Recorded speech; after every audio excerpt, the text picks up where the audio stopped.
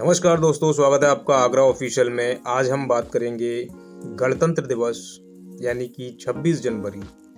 ये ऐसा एक 26 जनवरी का दिन ही क्यों चुना गया गणतंत्र दिवस मनाने के लिए, क्या है इसका पूरा सार और किस व्यक्ति ने ऐसा ये उचित समझा कि 26 जनवरी को ही मनाया जाएगा गणतंत्र दिवस। तो हम बात करेंगे उन पहलुओं की।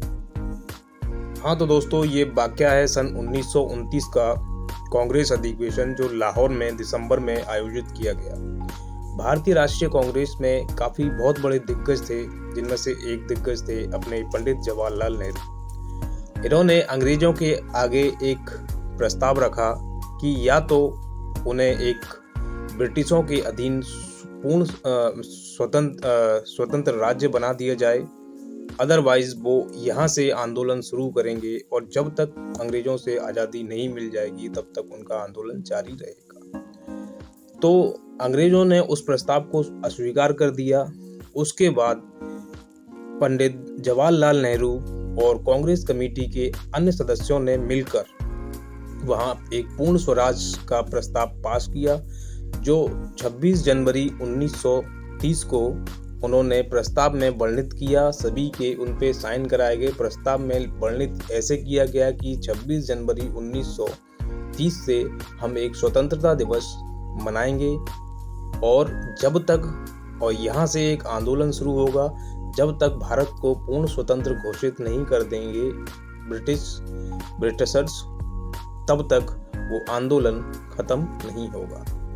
तो इसके बाद 26 जनवरी 1930 को पूर्ण स्वराज का प्रस्ताव पारित करते ही, तो दोस्तों 26 जनवरी 1930 से लेके 1947 तक, जब तक भारत को आज़ादी नहीं मिल जाती है तब तक ये स्वतंत्रता दिवस के रूप में मनाया जाने लगा।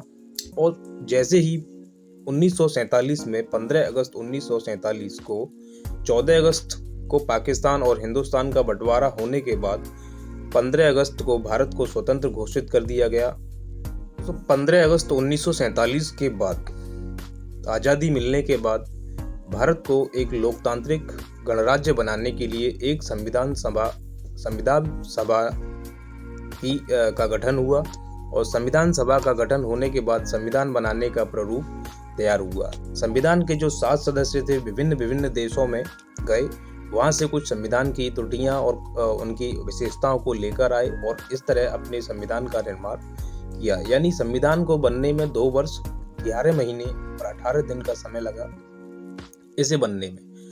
अब संविधान बनने के बाद संविधान सभा के समक्ष पूर्ण बना हुआ संविधान डॉक्टर राजेंद्र प्रसाद के समक्ष रखा गया।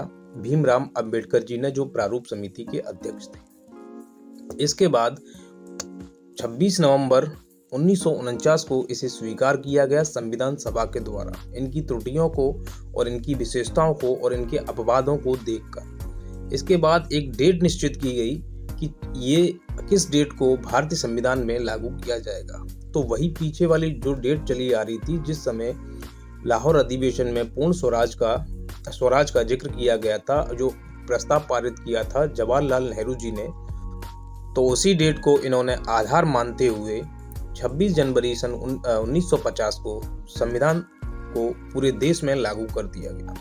यानी कि भारत एक तरह से भारत का नया जन्म हुआ लोकतांत्रिक गणराज्य के रूप में। तो इसके बाद से यानी कि हर साल गणतंत्र दिवस के रूप में इसे मनाया जाने लगा। 26 जनवरी से जस्ट एक दिन पहले एक संदेश जारी होता है भारत के राष्ट्रपति और पीएमओ के द्वारा, यानी प्रधानमंत्री जी के द्वारा।